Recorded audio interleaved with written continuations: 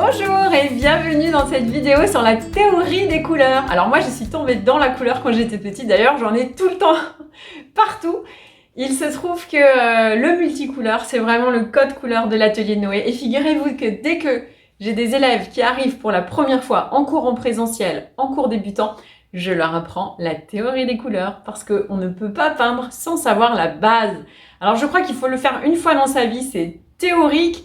C'est un peu comme le solfège en musique, il faut le faire au moins une fois. Et dans cette vidéo, je vais vous apprendre ce que c'est les primaires, les secondaires, les tertiaires et les complémentaires. Et dans une autre vidéo, on approfondira les complémentaires et tous les contrastes de couleurs, c'est-à-dire comment associer les couleurs pour détacher les plans, pour réveiller un tableau. Mais c'est vraiment colossal en connaissances. Donc aujourd'hui, c'est surtout savoir mélanger les couleurs. Par exemple, à l'école, vous avez appris que le violet, c'est du rouge et du bleu. Mais c'est quel rouge et c'est quel bleu et c'est à quelle proportion? Et quel est le nom des couleurs? Parce que si vous voulez acheter des couleurs, il faut quand même savoir le nom des couleurs. Il y en a beaucoup dans les magasins de beaux-arts. Alors, on va apprendre tout ça aujourd'hui. Et je vais vous faire un cercle chromatique. Je vais vous faire aussi un cercle, ou plutôt ça s'appelle un triangle des tertiaires. On va réviser plein de notions qui sont peut-être un petit peu floues et qui sont la base du peintre. Je me réjouis de vous parler de toutes ces couleurs parce qu'en fait, il y a beaucoup de choses que l'on sait pas trop, qui sont floues. Par exemple, le noir et le blanc sont-ils des couleurs? Eh bien, d'un côté oui et d'un côté non. C'est-à-dire que si l'on se place sur le versant lumière, le noir, c'est l'absence de lumière, donc c'est l'absence de couleur. Et le blanc, en lumière, c'est la synthèse de toutes les couleurs.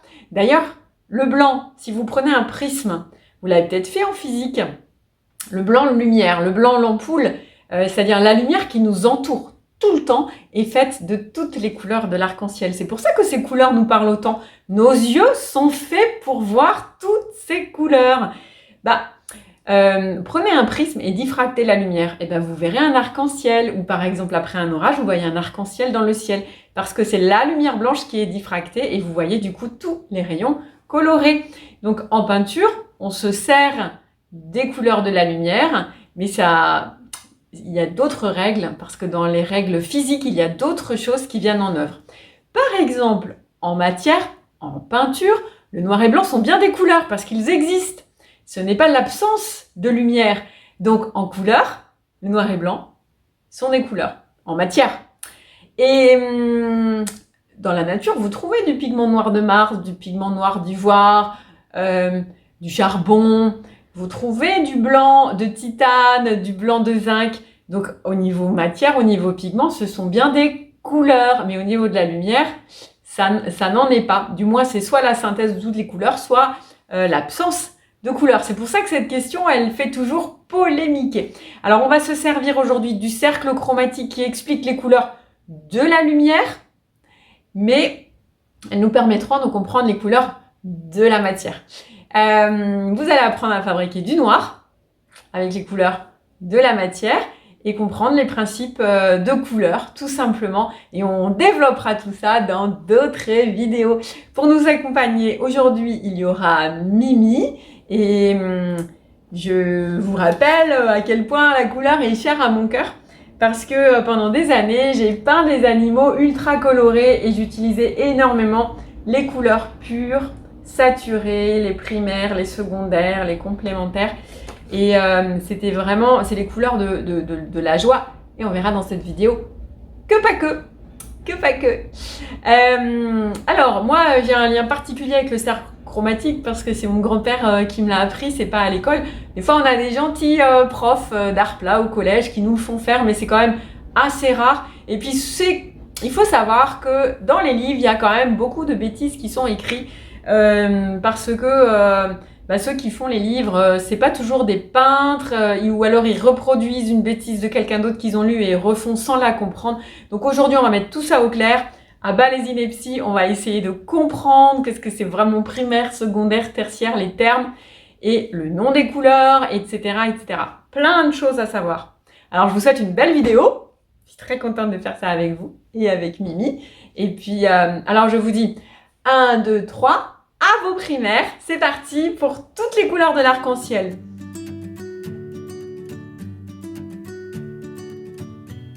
D'ailleurs, ça viendra aussi travailler sur vos chakras. Parce que quand on travaille les couleurs de l'arc-en-ciel, eh ben, c'est pas que physique, hein. Ça fait, vous allez voir, ça fait comme quelque chose de joyeux et de naturel. Donc vive les cercles chromatiques et à la fin de la vidéo, vous aurez des exercices esthétiques pour mettre en œuvre vos dégradés de couleurs. Allez, c'est parti! Alors ma chère Mimi, je vais t'expliquer la fabuleuse histoire des couleurs. Ah oui Nathalie, je t'écoute. Alors, sais-tu que s'il y a 3 couleurs uniquement à retenir, ce sont les couleurs primaires.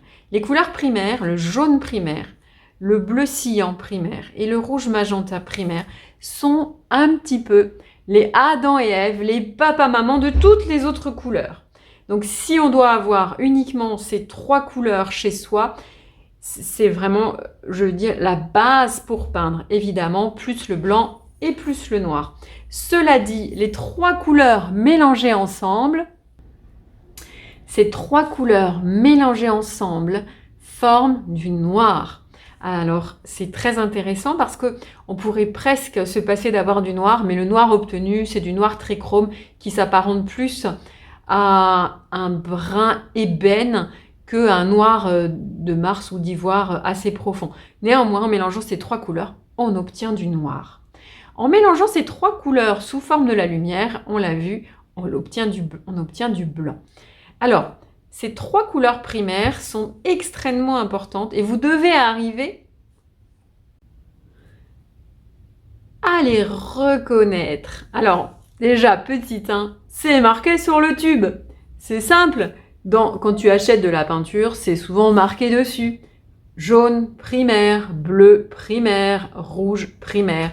Mais il y a des petites blagues des fabricants et donc nous allons voir que ces couleurs primaires parfois ont des autres noms.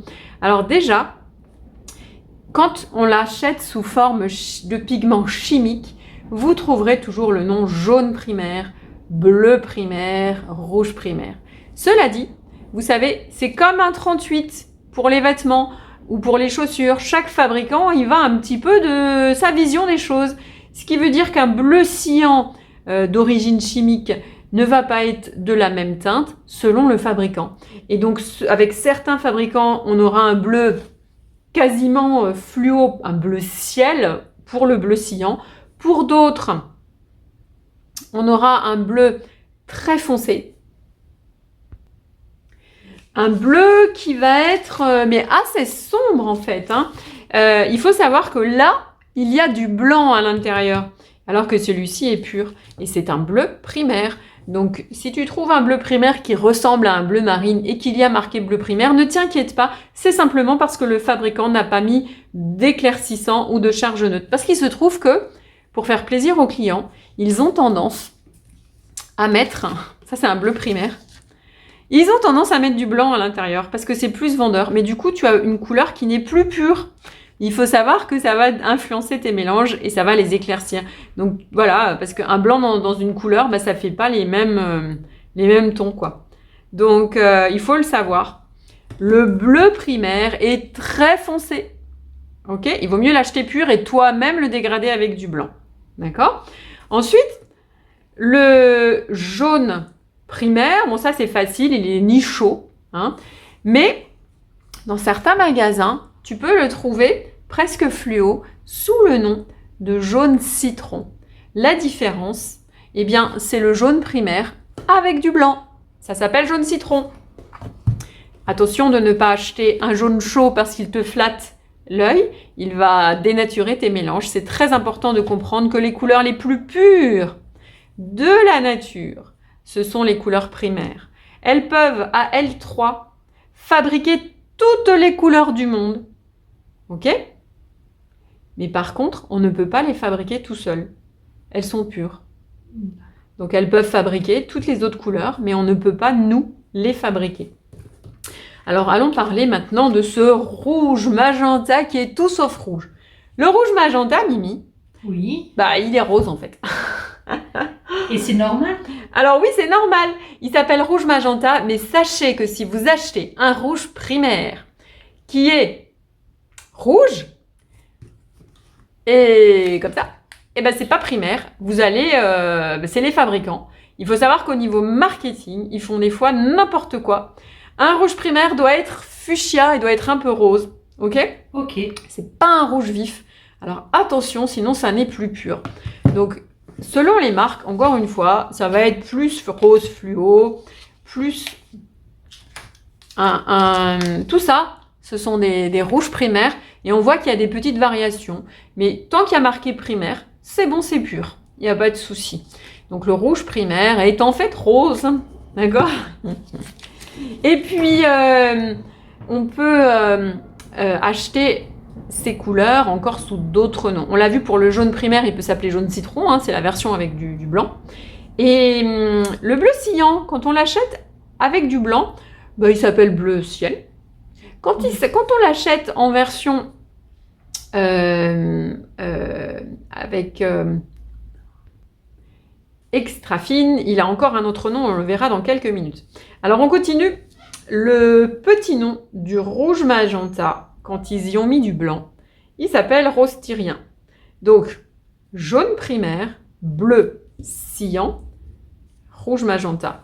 Peut aussi s'appeler jaune citron, bleu ciel s'il y a du blanc dedans, ou, alors là j'en ai pas sous la main, mais rose tyrien. C'est donc le magenta qui a eu un peu de blanc. D'accord. D'accord. Maintenant, si on veut les acheter sous forme chimique, Mimi, est-ce que tu sais les petits noms des couleurs primaires? Oh, Ah, ça c'est tu me poses une colle, ça c'est là. pour briller au repas. Alors, le jaune primaire, on peut l'acheter aussi en version naturelle. Évidemment, ce sera plus cher et donc on peut l'acheter par exemple, il va s'appeler jaune de cadmium clair. Ça, c'est la version avec du pigment naturel. Le bleu cyan, tu peux l'acheter sous le nom bleu de céruléum. C'est pour ça que cyan vient céruléum. Et le rouge magenta, tu peux l'acheter sous le nom de rose quinacridone. D'ailleurs, sur celui-ci, il n'y a pas écrit rouge primaire, il y a écrit magenta de quinacridone. Il est donc fait avec du pigment naturel. Le pigment naturel est plus beau et plus noble que le pigment chimique, mais quand on étudie la peinture au début, ça va très bien d'avoir des pigments chimiques. C'est un peu comme la cuisine, plus on devient expert, plus on a envie d'avoir des produits haut de gamme et on va prendre des produits avec des couleurs naturelles. Dans une autre vidéo, je parlerai des pigments. Ça marche, Mimi? Ça marche. Voilà. Alors, ces couleurs, on a dit, sont très très importantes. Vous devez vraiment toujours les repérer. Elles sont très importantes. Et nos yeux d'êtres humains sont conçus pour les voir. Parce que la lumière, on l'a vu en préalable, est composée de ces trois couleurs. Donc, dans notre œil, nous avons vraiment les canaux pour repérer ces couleurs. D'ailleurs, les petits enfants ont souvent les jouets en couleur primaire. Okay. Tu vois? Oui. Quand tu achètes les jeux pour les enfants, oui, en c'est fait, vrai que... mais oui, ce sont les premières couleurs que les yeux voient. Alors, quand on achète des couleurs pastel, des demi-tons pour les bébés, sachez qu'ils voient absolument pas la différence de tonalité. Donc, c'est vraiment les premières couleurs que l'œil voit. C'est très important. Nous allons apprendre aujourd'hui à reconnaître les couleurs primaires. D'accord? Donc, on l'a vu, les petits noms. Lire sur le tube. Comprendre si c'est avec du blanc ou si c'est en version chimique ou pigment naturel. Déjà, les reconnaître pour faire des mélanges qui sont justes. Ensuite, comprendre quand elles sont mélangées entre elles, elles peuvent créer toutes les couleurs du monde. Elles peuvent créer toutes les couleurs de l'arc-en-ciel, mais aussi du noir, mais aussi des bruns, mais aussi de l'ocre et plein de couleurs. Alors, t'es d'accord? Je t'apprends à mélanger toutes ces couleurs. J'ai hâte. Hein. Et ben, on va faire de la magie. On va essayer de comprendre comment les couleurs se mélangent. Comment on fait des couleurs chatoyantes. Qu'est-ce que c'est une primaire, une secondaire, une tertiaire, une complémentaire. Et ne pas se tromper quand on fait les couleurs. Quand on fait ces mélanges à la maison. Parce qu'à la maison, si tu as toutes les couleurs qui sont là, et ben, si tu veux faire du violet, tu te dis, à l'école, le violet, c'est du... rouge et du... Ah, non, non. Vas-y. Rouge et bleu, je dirais. Rouge et bleu, très bien. Sauf que quand on est peintre, on ne peut plus jamais juste dire rouge et bleu. Pourquoi, Mimi? On va le voir ensemble. Oui. Eh bien, regarde, il y a beaucoup de rouge, beaucoup de bleu. Alors, quand tu dis à quelqu'un, fais du violet avec du rouge et du bleu, quel rouge Et quel bleu. et quel bleu? Et tu n'auras pas du tout les mêmes résultats Ah, selon le j'y ai rouge pas pensé. et selon le bleu que tu utilises. C'est pour ça que parfois, quand on peint à la peinture à l'huile, où c'est que des pigments naturels, alors on prend un bleu, on prend un rouge, on se dit qu'on va faire du violet, et puis en fait, on se tape un brun, mais vraiment terne, voire même du noir. Et on ne comprend pas pourquoi nos couleurs sont ternes. Parce que quand on a une grande gamme de couleurs à la maison, il faut savoir que toutes ne se mélangent pas. Tu peux mélanger tous les bleus entre eux, il n'y a aucun souci. Tu peux mélanger tous les rouges entre eux et tous les jaunes entre eux. Mais quand tu commences à mélanger deux familles, il faut vraiment comprendre que ce sont les primaires qui se mélangent si tu veux des couleurs lumineuses, arc-en-ciel. Sinon, tu vas taper des tertiaires. C'est ce qu'on va comprendre dans cette vidéo. Que si tu veux vraiment les couleurs de l'arc-en-ciel lumineuses, tu dois uniquement faire tes mélanges avec le magenta, c'est ça, le rouge primaire. Le jaune primaire, qui est le jaune de chrome clair, ou le jaune de cadmium clair, et le bleu primaire. Alors, c'est pour ça qu'il faut bien lire sur les tubes, parce que sinon, tu vas te taper des brunasses cacadoisses qui vont pas être joyeux, et tes couleurs, elles vont être toutes sales. On va comprendre ça dans la vidéo. Alors, Mimi, tu sais, en 1990, quand j'étais très jeune, toi aussi, Mais tu l'es encore. mais oui, mon grand-père peintre m'a appris le cercle chromatique. Alors, c'est super ce cercle. En règle générale, tu le fais une fois dans sa vie. C'est un peu chiant à faire, mais j'avoue que ça te permet tellement de comprendre comment on mélange les couleurs, à quelle dose, qu'est-ce qui se fait, qu'est-ce qui se fait pas, que c'est un peu le solfège de la peinture. Et toi, je crois que tu l'as jamais fait en cours. Non, je l'ai jamais fait. On m'a tout de suite emmené dans les avancées. Bah oui, c'est ça, en fait. Ouais. T'étais pas en groupe débutant, Non, t'as non, tout de suite été du chez les tout. avancés, donc tu l'as jamais fait. Donc on va le faire ensemble et c'est super, super important. Vous allez télécharger sur le groupe vidéo Tipeee, vidéo à la carte, ce cercle chromatique magnifique que je vous ai fait, mais il est sans couleur. Vous allez le peindre à la maison et vous allez essayer de bien le faire. Alors c'est quoi ce cercle chromatique? C'est extraordinaire parce qu'on peut y lire plein de choses. Alors, déjà, imaginez-le conique, comme si c'était en 3D, d'accord? Au centre de la pyramide, nous avons les couleurs primaires, les papa-maman de toutes les couleurs qui fabriquent toutes les couleurs du monde, mais aucune couleur du monde ne peut les fabriquer. Rouge magenta, qui n'est pas rouge mais rose, bleu primaire, qui s'appelle le bleu cyan, ce n'est pas n'importe quel bleu. Quand on est peintre, on doit toujours dire le petit nom qu'il y a derrière. Jaune primaire, ok? Au bout de cette pointe ici, vous voyez, on repositionne les couleurs, d'accord? Et entre, donc ici, entre, nous avons 3 familles de couleurs. Alors, jaune, bleu, magenta, d'accord? Entre ça, nous avons 3 familles de couleurs. Les couleurs du soleil, Oui. les couleurs de la nature et les couleurs de la nuit dans les bleus violets. Ça marche? Alors, les couleurs qui sont collées aux 2 primaires ici sont le mélange des 2 couleurs ici. Ça s'appelle une couleur secondaire. Secondaire comme 2, parce que pour la créer, j'ai dû mélanger 2 des primaires. Donc primaire première, voilà, comme le peuple premier, et secondaire, parce que cette couleur est le résultat du mélange de 2 des primaires. D'accord? Donc à chaque fois, là on a des gammes de vert, tantôt avec plus de jaune, tantôt avec plus de bleu. D'accord? Oui. Et pareil pour ici, les gammes d'orangé et de rouge, tantôt avec plus de l'un, tantôt avec plus de l'autre. Alors ce qu'il faut comprendre, c'est qu'au niveau des mélanges, je ne peux pas dire par exemple le violet contient autant de rouge que de bleu. Non, parce que Mimi imagine, le pouvoir colorant des couleurs n'est pas le même. Par exemple, si je prends un seau de 5 litres de blanc et que j'y mets une petite cuillerée de noir, je touille, ça va être gris. Oui. Alors que si je prends 5 litres de noir et que je mets une petite cuillère de blanc, je touille, il se passe quoi? Pas grand-chose. Il se passe rien. Ben voilà. Et ben pour les couleurs, c'est pareil. Il faut savoir que le jaune va colorer beaucoup moins fort, le magenta un peu moins fort, et le bleu très très fort. Très très fort. Ça veut dire que visuellement, quand je dis il faut mettre autant de l'un que de l'autre, c'est visuel. D'accord? D'accord. Mais ce n'est pas physique. Physiquement, dans ta palette, tu mets toujours un peu plus de la couleur faible pour qu'elle ait un pouvoir colorant. D'accord? Sinon, c'est sûr que si maintenant je te dis, alors fabrique un violet moyen, autant de bleu que de rouge. Oui. Alors dans la palette, tu vas faire la pâtissière, tu vas prendre une cuillerée de bleu, une cuillerée de rouge. Tu te dis, j'ai bien fait les choses, il y a autant de chaque et de chaque, je touille, et bien tu auras un bleu marine. Parce que le bleu, il dose, il colore plus fort. D'accord. Et tu te dis, je comprends pas, j'ai mis autant des deux, et je voulais vraiment un violet moyen qui n'ait l'air ni plus rougi, ni plus bleui. Un violet moyen qui est vraiment le cul entre deux. C'est-à-dire un violet qui n'est pas plus bleu que rouge, juste moyen. Voilà.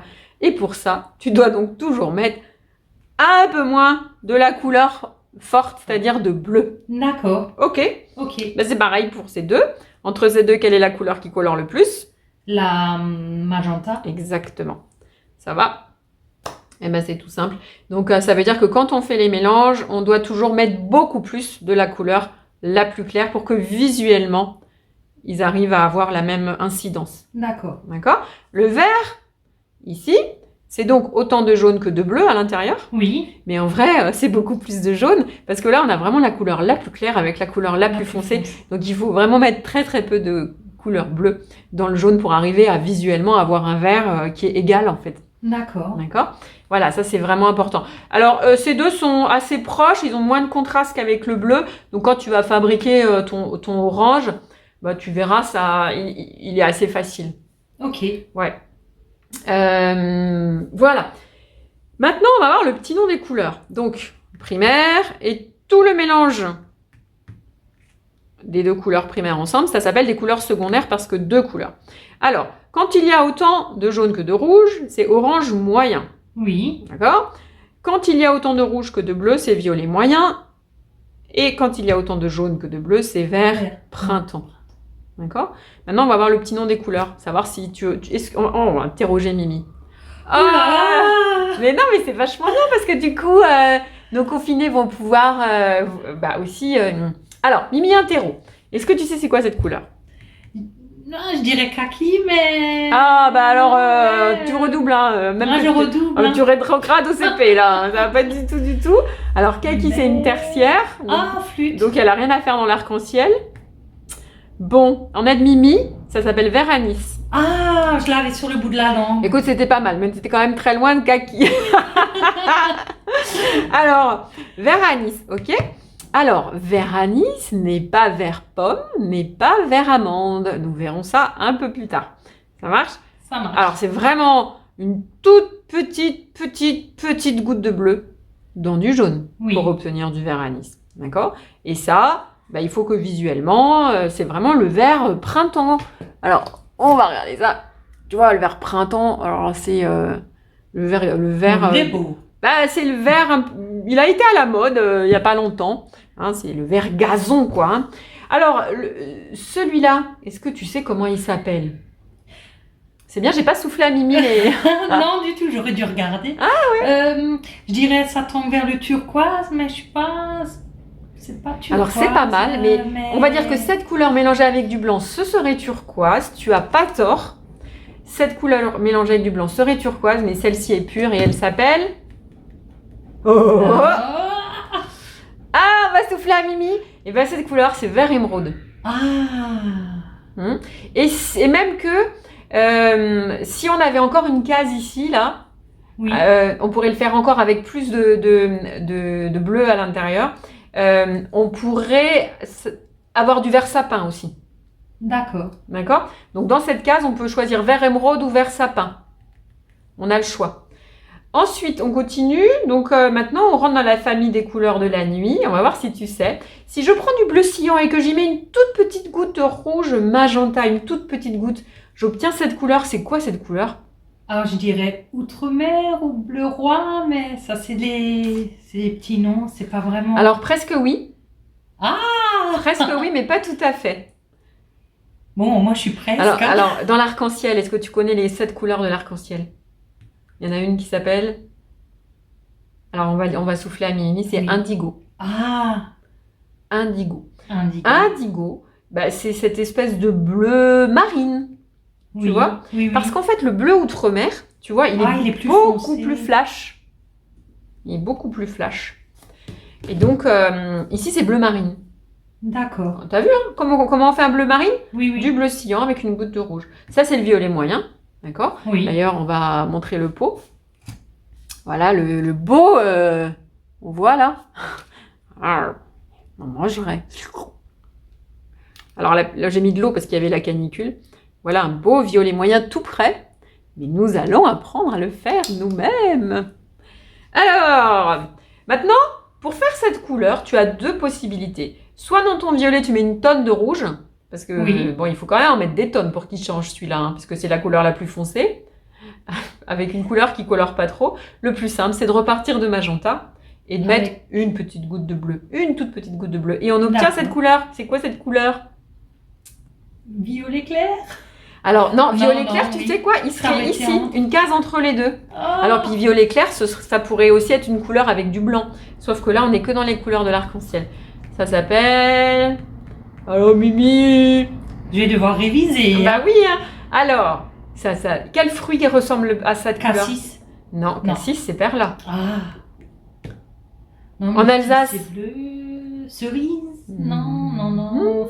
Framboise. Alors, on pourrait dire quetch, mais la quetch, c'est la famille des quoi? Alors, c'est prune, la couleur! Alors, ça, c'est la couleur prune! Et vous verrez que en mettant aussi une toute petite touche de jaune, on le verra quand on fera les tertiaires, on obtient du bordeaux. Mais là, c'est prune, cette couleur. Allez, on continue. Alors, rouge magenta, jaune primaire. Alors, quand on mélange les deux ensemble, on obtient un magnifique orange moyen, qui n'est ni trop jaune, ni trop rouge. Magnifique orange moyen. C'est vraiment le orange secondaire, le orange moyen. Ok?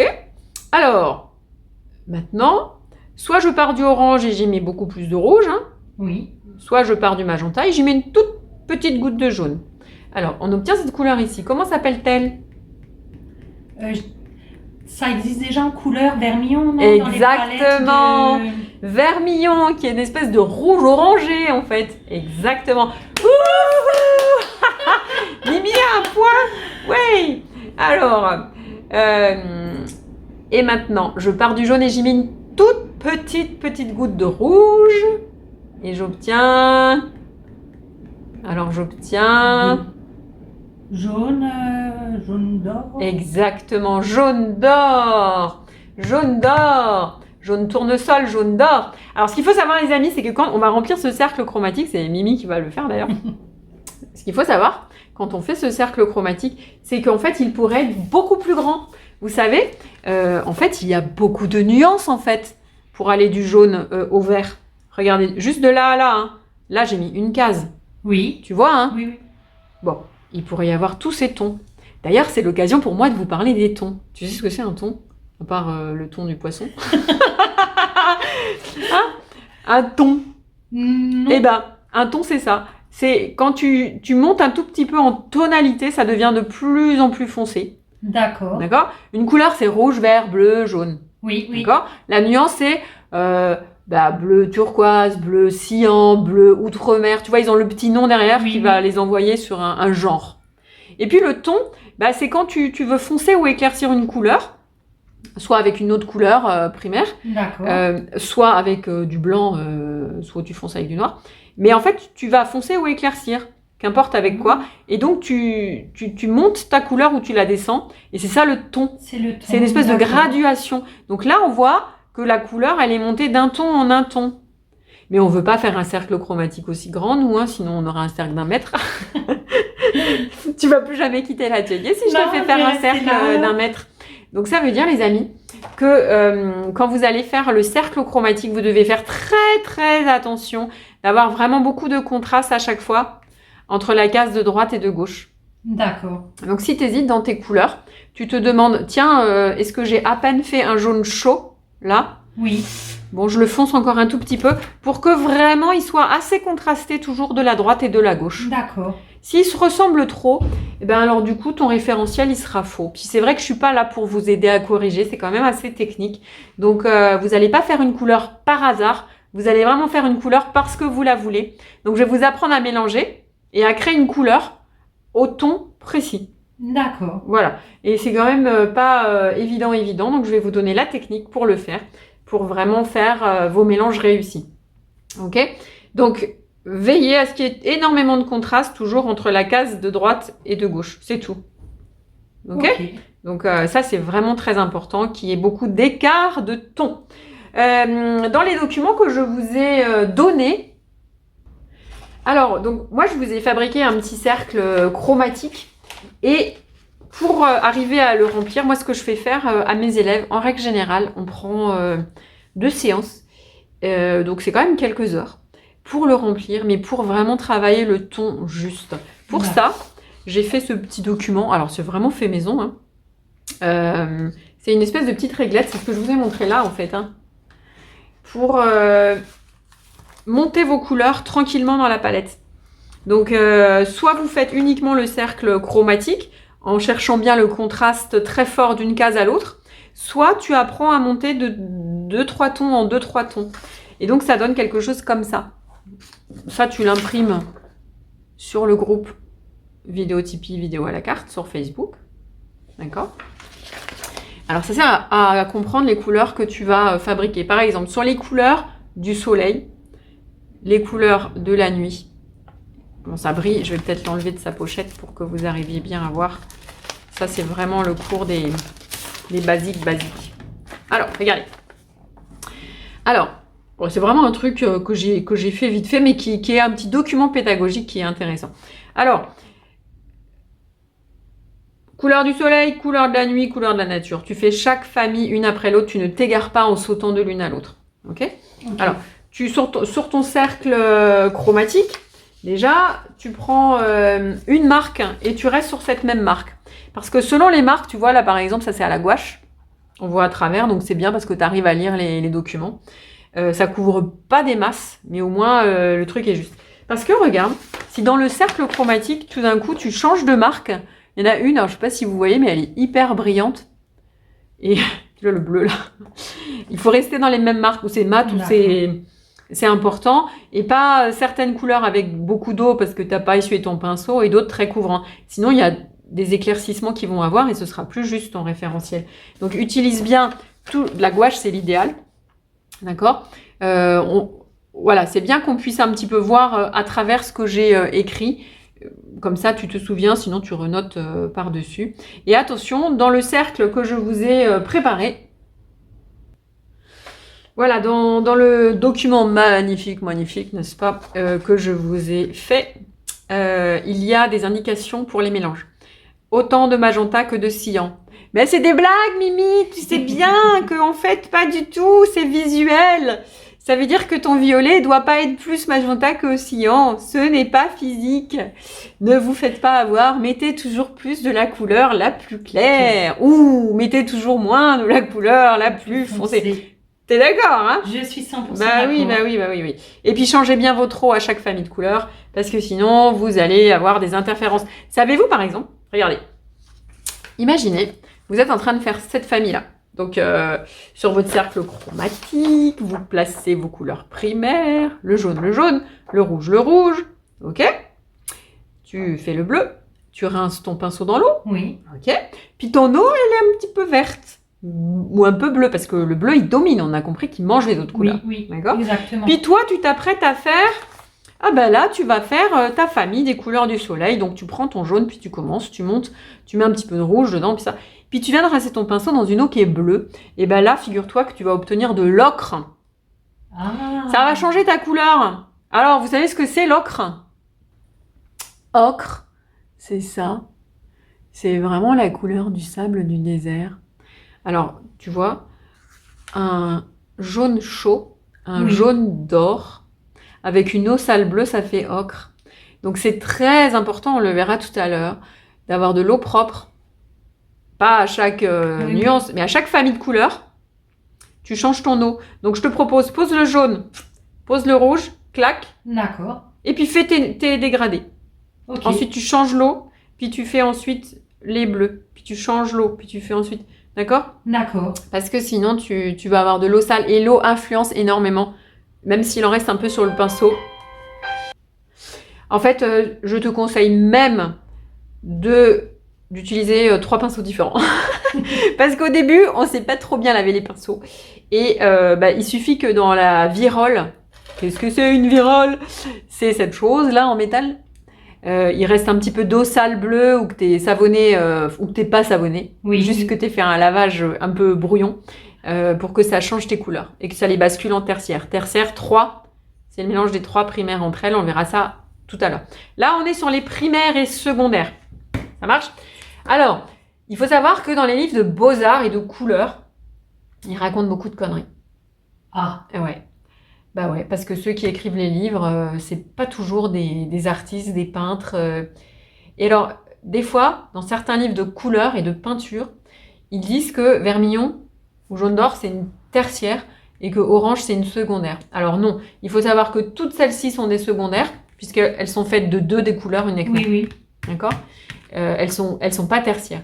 Tertiaire, c'est vraiment quand les 3 couleurs sont mélangées ensemble à des doses différentes. Et là, du coup, on va obtenir des ocres, des marrons, des prunes, des kakis, des bordeaux. C'est vraiment les couleurs d'automne.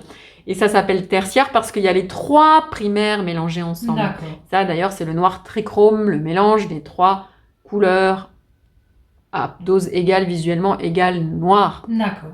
Tri 3, chrome couleur, trichrome, noir trichrome. Tu peux même acheter du noir trichrome. Bon, en tout cas, il faut savoir que, secondaire, secondaire, secondaire. Ça, c'est juste primaire et secondaire. C'est les couleurs de l'arc-en-ciel. Donc, on ne se trompe pas. Et on change bien l'eau entre chaque mélange. Je vais vous montrer comment on mélange. Et je vous ai fait ce petit truc pour que vous arriviez... Où est-ce qu'il est ma... Du coup. Je vous ai fait ça. D'accord? Et ça, vous pouvez le faire en plus. Ça vous permet de monter tranquillement. Ok? Alors, regarde un petit peu. T'es pas obligé, mais ça, c'est si vraiment tu as envie d'apprendre les couleurs. Oui, oui. Ça veut dire que tu vas aller beaucoup plus doucement que ce que réclame ton cercle chromatique. Parce que là, il faut trouver 3 nuances entre jaune et bleu. Oui. Bah là, il t'en faut trouver 1, 2, 3, 4, 5, 6, 7. Mais cela dit, grâce à ce papier que tu vas imprimer chez toi, que je t'ai fait, tu vas pouvoir apprendre le nom des couleurs. Donc, révisons le nom des couleurs. Oh là là là là. Sachant que là, j'ai plutôt mis des références de couleurs avec des fruits, des choses comme ça, et pas des noms de pigments parce que sinon ça va pas te parler. D'accord? Alors, regarde. On va parler des couleurs du soleil. Ok? Oui. Donc ici, il faut pas que tu aies un jaune chaud. Ça, c'est trop clair. Il faut que tu aies un jaune d'or, c'est-à-dire couleur tournesol. Oui. Ok? Si tu prends un jaune juste chaud, genre jaune de chrome, ça va être un petit peu clair pour aller ici. Donc, c'est pas la première case que tu vas poser, c'est la deuxième case. Jaune tournesol. Ça va? Ici, c'est le orange moyen, mais tu as vu qu'il n'arrive pas tout de suite. Tu obtiendras un orange assez clair qu'on peut appeler clémentine. C'est pas un vrai nom orthodoxe de couleur. Mais comme toi, tu sais à quoi ressemble une clémentine, tu sauras que ta couleur, elle est juste ou pas. Si tu obtiens ici une couleur qui ressemble à la clémentine, c'est trop clair. Il n'y a pas assez de rouge dedans. Tu dois obtenir la couleur de l'orange, le fruit, pour l'orange. Ça va? Ça va. Ok? Voilà. On continue. Orange. Ensuite, tu mets un peu plus de couleur à l'intérieur et tu obtiendras la couleur citrouille. Pareil, c'est pas une couleur officielle, hein, citrouille. C'est citrouille, c'est trop clair pour aller ici. On veut encore un peu plus le rougifier, donc plus de magenta et on obtiendra vermillon, qui est vraiment pas loin du rouge vif. Vermillon, okay. Un rouge orangé. Rouge orangé, ok. Ok. Voilà. Et la dernière couleur, c'est vraiment, on est proche d'un rouge. Et ensuite, on revient au magenta. D'accord? Pour les couleurs de la nuit. Alors, il faut y aller hyper doucement parce que le bleu, il colore très, très, très, très fort. Hein. Donc, c'est à peine une pointe de cure-dent, à peine dans le magenta. Et tu obtiens framboise. Framboise, c'est trop clair pour aller ici. Oui. Donc, il ne faut pas faire framboise. Il faut faire prune. Un peu plus foncé, du coup. C'est des noms de fruits que j'ai mis pour qu'on vous sachiez chez vous. Parce que si je vous dis lac de Garance ou non, ça vous parlera pas. Hein. Donc, on va parler de... Enfin, moi, ça me parle pas. c'est ça, et je pense qu'au Confiné non plus. Donc ici, il faut obtenir prune, les filles. Là, c'est la deuxième case que tu obtiens, parce qu'à chaque fois, tu rajoutes, tu montes de 3 tons en 3 tons. D'accord. Donc ici, c'est un prune qu'on obtient. Après, il y a le fameux violet rouge. C'est le violet que on mettrait ici. Alors, on pourrait, ce violet rouge, ça pourrait être ça. Tu vois, c'est entre prunes. Oui. D'ailleurs, ça pourrait s'appeler violet de Bayeux. Mais on s'en fout puisque on ne connaît pas encore. Dans une autre vidéo, on verra le nom des pigments et on apprendra tous les petits noms de toutes les couleurs. Il faut à un moment donné quand même. Hein. Donc, tu vois, ça, c'est vraiment le violet qu'on aurait plus en tête. Hein. Oui. Voilà. Oui. Bah non, c'est pas celui-là. Ah. Celui-là, il est comme une case ici entre les deux. Ça, c'est le violet rouge. Il a un peu plus de rouge à l'intérieur. Nous, on veut un violet comme le violet qui est là. Donc, c'est vraiment... Tu vois la différence? Celui-là, il a plus de rouge. Alors, je ne sais pas si à l'écran, on voit. Hein. Mais ce violet, c'est vraiment le violet qui n'a ni plus de bleu, ni plus de rouge à l'intérieur. Ok. Alors, évidemment, il existe aussi des violets d'Égypte. Ça te fait une belle jambe hein, quand je te dis violet d'Égypte. Violet d'Égypte, qui est donc un violet que l'on mettrait entre les deux, ici. Oui. Violet bleu, qui se mettrait là. On n'en veut pas sur le cercle chromatique, mais là, tu vas le trouver si tu fais ton dégradé. Ensuite, tu as bleu marine, et ensuite, tu as indigo. D'ailleurs, tu peux choisir ici. Ok. Bleu marine ou indigo. Et puis, tu reviens à cyan. Et le tout, c'est que ça a l'air progressif, en fait. Donc, si tu as du surplace, ça c'est une élève qui l'avait fait, il n'est pas exact. Si tu fais du surplace, genre tu as 4 cases qui se ressemblent, puis tout d'un coup, clac, c'est que tu n'es pas monté de 4 tons en 4 tons. Donc, c'est un exercice pour les yeux qui est intéressant. Alors, maintenant, on passe aux couleurs de la nature. Alors, le jaune, on y met une toute petite pointe de bleu, hein, parce que ça colore très fort, et on obtient vert jaune. Donc, c'est pas encore le vert anis. Il est trop clair, ce vert jaune. Tu en mets un petit peu plus, tu obtiens vert anis. T'en mets encore un petit peu plus, tu obtiens vert gazon. Ensuite, tu obtiens le vert printemps. D'accord. Après, tu as ce vert, je ne vais pas te dire son nom en couleur pigment parce que c'est un vert printemps un peu plus foncé. Vert sympa, vert émeraude et cyan. D'accord. Ici, tu choisis sapin ou émeraude. D'ailleurs, je les ai inversés tout à l'heure. Mais voilà, le vert émeraude a un peu plus de bleu à l'intérieur, le vert sapin a un peu plus de jaune. En tout cas, il faut surtout qu'il y ait beaucoup de contraste. Donc, n'hésite pas à faire ce dégradé si tu veux aller plus loin dans les nuances. Sinon, il faut bien que tu sautes en contraste d'une case à l'autre. D'accord ? D'accord. Voilà. Alors, ce cercle, il est formidable. À quoi il sert ? Déjà, à savoir si tu veux, dans ta palette, fabriquer des couleurs, comment tu vas faire un vert anis, etc. etc.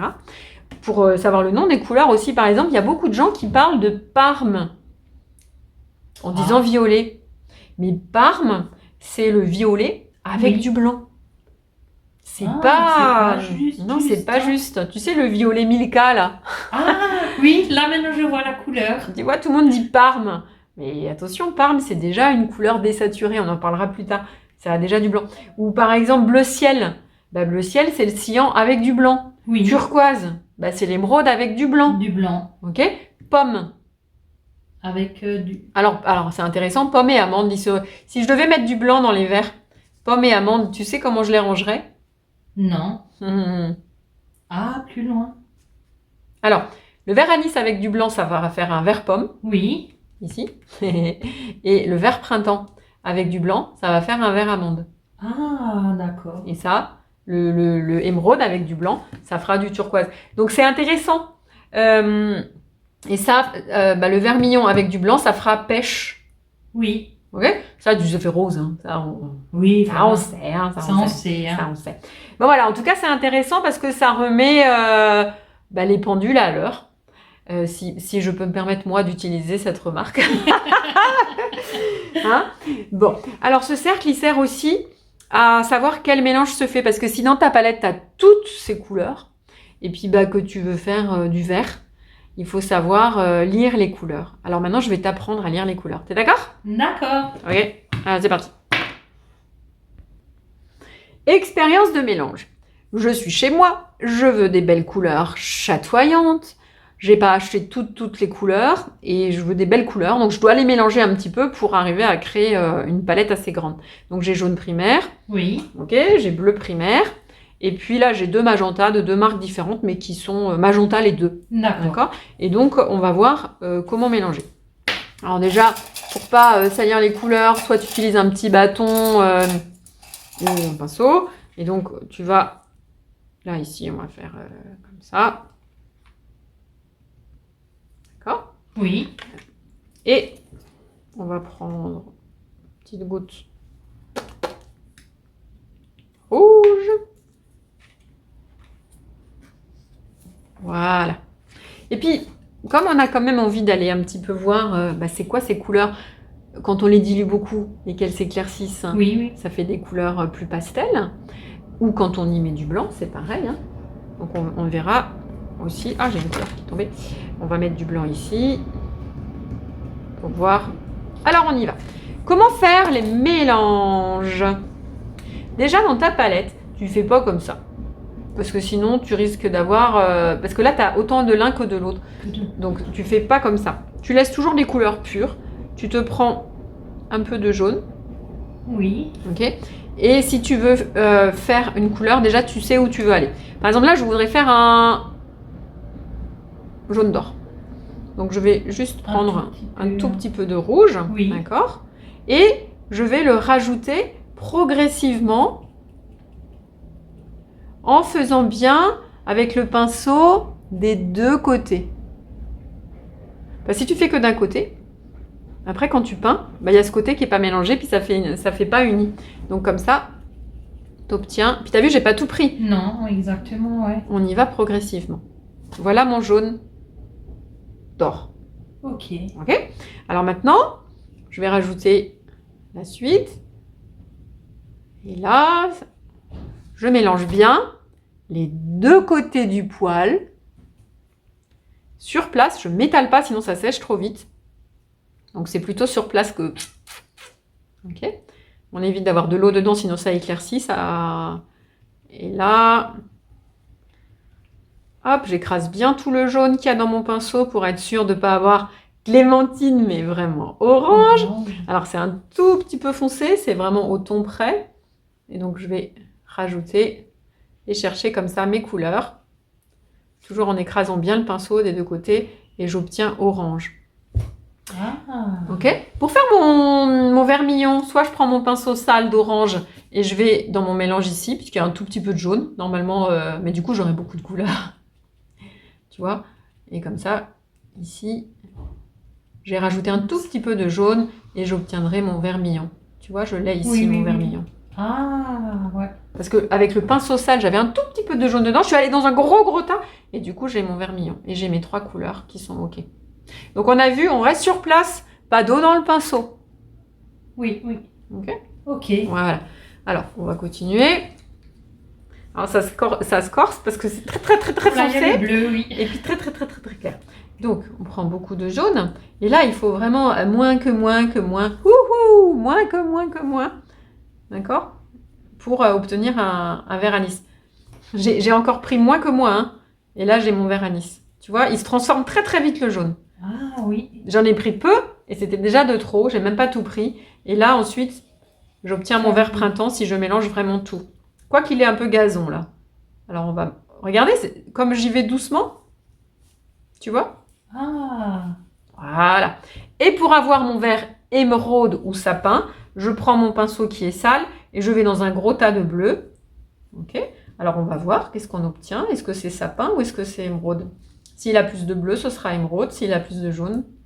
Donc là, c'est quoi ça? Je dirais plus émeraude, non? Non. Sapin. Ça, c'est sapin. Ouais.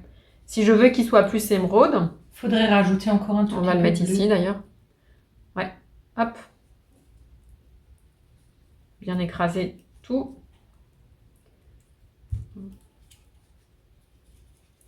Voilà. Ah ouais.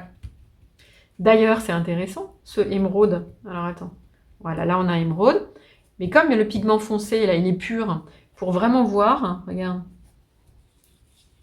Là, on voit qu'on a turquoise. Donc, c'est mon émeraude. Avec du blanc, ouais. On va faire la même chose avec le sapin. Donc, avec du blanc. C'est intéressant, hein. Et maintenant, on va prendre le vert printemps. Il y en a encore. Il n'y en a plus trop. Avec du blanc. On a le vert amande. Et là, maintenant, il me reste encore un doigt. Le vert anis avec du blanc. Et on a le vert pomme. Ça replace un peu les... Ah oui, mais on voit mieux comme ça avec... ouais. Voilà. Ok. Et le jaune ici. J'ai encore un petit peu de doigt. Hop. Ça, c'est jaune citron. Il est très lumineux. Eh ben... Voilà. C'est bon. Voilà. Donc, on a compris comment on mélange. Et maintenant, maintenant, je vais te laisser faire le cercle chromatique. Tu vas le remplir. Je vais donner une petite astuce pour que ça ne prenne pas des plombes. Alors, mon astuce pour remplir le cercle chromatique, déjà, fais attention qu'il n'y ait pas d'eau dans ton pinceau. D'accord. Voilà. Et là, on l'a dit avant, toujours la même marque de peinture. Et pas des fois transparent, des fois opaque. Donc, si tu fais une couche sur une case, fais attention de ne pas faire 2 couches sur la case d'à côté. D'accord. Parce que ça va être plus foncé du coup, hein, ça joue. Hein. Et utilise une brosse comme ça, synthétique. Parce que comme les cases ont des angles droits, alors regarde, par exemple, je vais prendre du bleu là. Ok. On a vu, c'est du bleu cyan, il est sombre. Hein. Mais c'est vrai qu'il est tout de suite lumineux avec du blanc. On n'en veut pas sur le cercle chromatique. Mais cela dit, voilà. On voit tout de suite que les couleurs se révèlent quand elles ont du blanc à l'intérieur. Alors, moi, ce que je voudrais te montrer, c'est quand tu remplis ta case, prends suffisamment de couleur sur ton pinceau des 2 côtés, pas d'eau. Ok. Et là, tu te mets au coin, comme le pinceau il a un angle droit, et tu arrives tout de suite à remplir ta case. D'accord. Et on ne rechampit pas la case. Tu sais, rechampir, c'est quand tu peins une pièce en bataiment. Oui. Tu fais d'abord les bords. Dessus, hein. Tu fais d'abord les bords comme ça avec un pinceau fin, et après, on rechampit pas en beaux-arts. On écrase le pinceau comme ça, et on fait tout de suite d'une traite un trait large sur le bord, et on remplit comme ça. Ok. Ça va tellement plus vite. Voilà. C'est ça. Maintenant, avant que tu te lances, Mimi, j'aimerais bien te montrer mais qu'est-ce qui se passe si on se trompe de bleu ou si on se trompe de rouge. C'est intéressant, hein. Qu'est-ce qui se passe? Bah ouais. Bah déjà, ici, donc j'ai fait les soleils, j'ai fait la nature, j'ai pas fait le violet. Alors, je vais te proposer de faire le violet. D'accord? Donc, on va créer le violet. Avant, on a fait la famille des oranges, on a fait la famille des verts, donc les secondaires, puisque c'était le mélange de 2 primaires, à des quantités différentes. Maintenant, on va créer du violet. Mais je vais me tromper volontairement. C'est-à-dire, je vais prendre un bleu cyan qui n'est pas cyan, c'est un bleu outre-mer. Ça, c'est jaune primaire. Mais je me suis trompée. J'ai pris un jaune un peu chaud, un jaune de chrome chaud. Oui. Ok. Et là, je me suis trompée. J'ai pas pris rouge magenta, j'ai pris un rouge de cadmium. Okay. Donc ça pourrait ressembler à des primaires. Je suis chez moi, puis je me dis, je vais me faire un petit violet. Donc je fais comme elle a dit. Je commence par la couleur la plus claire. Je mets peu de la couleur la plus foncée. Oui. C'est toujours la couleur la plus claire. Alors, on va faire comme ça. Un gros tas de clair. Toujours très peu de foncé. Oui. Et je mélange. Alors, je vais mélanger pour qu'on voit bien. Et là, qu'est-ce qu'on obtient? On va mettre même un peu plus de bleu pour qu'on voit. C'est quoi cette couleur? C'est quoi cette couleur? Bizarre. Hein. Cette couleur, c'est du brun. Cette couleur, c'est du brun. Nous venons de fabriquer du brun. Comment c'est possible? Comment c'est possible, sachant que le violet, c'est du rouge et c'est du bleu? Alors déjà, la recette du violet, les amis, c'est... On est d'accord que c'est pas violet. Hein. Oui, bon. C'est loin d'être violet. Bon. Hein. Bah parce que j'ai pas utilisé le rouge primaire et que j'ai pas utilisé le bleu primaire. Du coup, il s'est passé une couleur tertiaire. Ah, on va essayer de comprendre pourquoi. On va se tromper encore une fois parce que c'est rigolo de se tromper. Alors, je veux faire un vert. Donc, je me trompe. Mais cette fois-ci, je me trompe qu'une fois. Je prends le bon jaune. Hop. Jusque-là, j'ai pris le jaune primaire. C'est bon. Bon, il se trouve que je me suis trompée. J'ai pas pris le bleu cyan, j'ai pris le bleu outre-mer. Donc, hop. D'accord. Et je mélange. Alors, ce vert, il est très joli, ce vert, mais il n'est pas très lumineux. Il est presque dans la famille des kakis. Il n'est pas du tout aussi lumineux que... tu vois? Oui.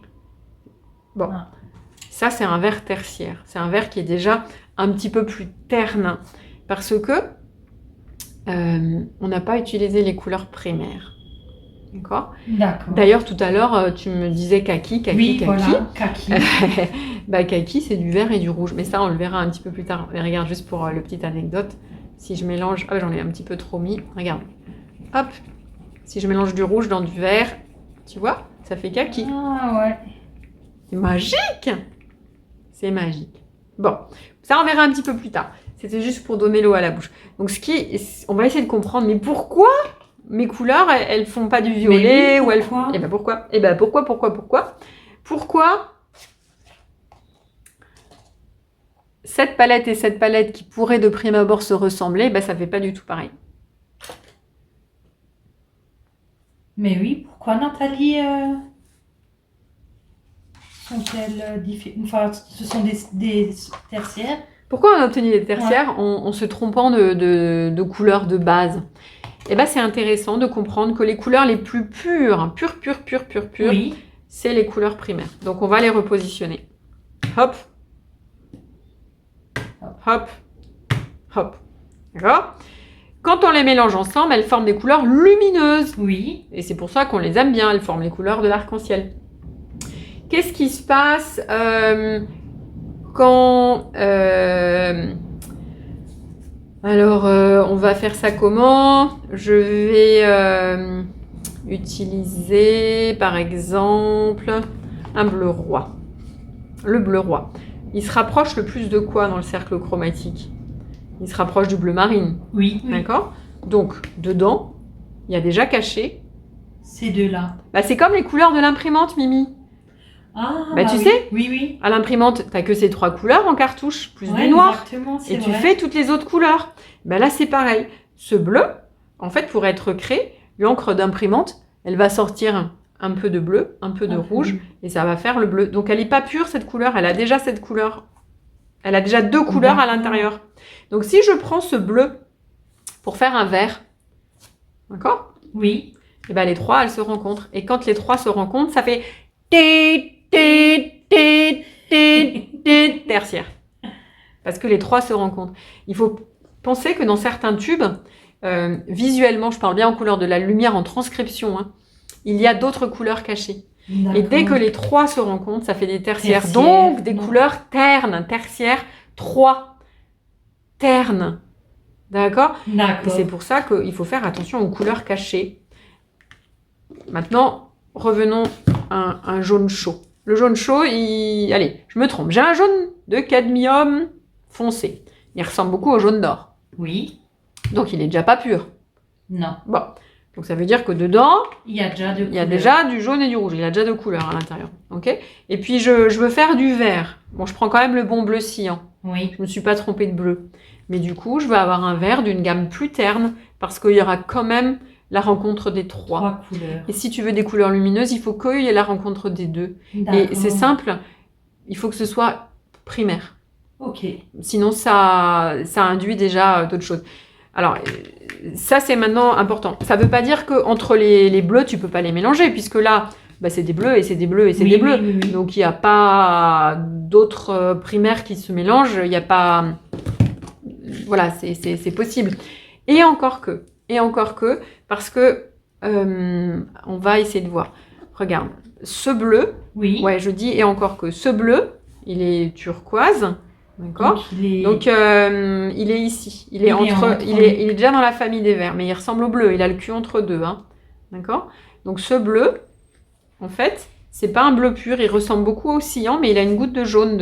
D'accord. Donc il n'est pas pur. D'accord? Donc si je fais du violet avec le bleu turquoise, et ben hop, j'ai les 3 primaires, Ouais. tu vois?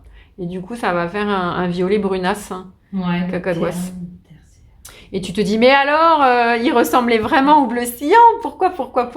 Mais Et ben oui. parce qu'il y a des couleurs qui se cachent dans les couleurs. Alors on va essayer de voir. Par exemple, celui-là, il est pas. Déjà, si c'est pas marqué rouge primaire, c'est simple, c'est pas pur. Ok. C'est facile. Oui. Si c'est pas rose, c'est pas pur. C'est fastoche. Donc tu regardes, c'est marqué sur le tube. Soit c'est marqué rose tyrien, soit rose de quinacridone, ok? Ok. Si c'est marqué autre chose, il y a du doute. C'est qu'il y a déjà quelque chose dedans. Là, par exemple, c'est marqué rouge de cadmium moyen. Bon, il a plutôt l'air rouge que rose. Donc, il y a celui-là, tu vas pouvoir les mélanger dans la même famille, là. Oui. Mais enfin, s'il va aller visiter le bleu pour faire du violet, ça va faire marron, ça c'est sûr, hein. Pourquoi? Parce qu'il ressemble beaucoup à vermillon, celui-là. Oui. D'accord? Alors, comme... Oh, j'ai de l'ambre. Comme il ressemble beaucoup à vermillon, eh ben, il a déjà du jaune dedans. Donc, si tu le mélanges avec quelque chose de bleu, tu vois? 3 couleurs. On les aime bien, les tertiaires, quand c'est l'automne et qu'on veut des kakis, des taupes, des marrons, des ocres. Et quand tu as envie de couleurs péchues, d'arc-en-ciel, faire des choses très saturées, un peu faux, un peu expressionnistes ou pop art, eh ben, ça nous embête d'avoir une couleur cacadoise, brunasse, marronasse. Ouais, exactement, ouais. Tu vois? Donc, au propre, bon tube de peinture, tout ça c'est important pour faire les primaires et secondaires. Alors maintenant, on va laisser Mimi, elle va remplir, elle va faire un terreau. Allez, c'est parti. C'est parti, Mimi.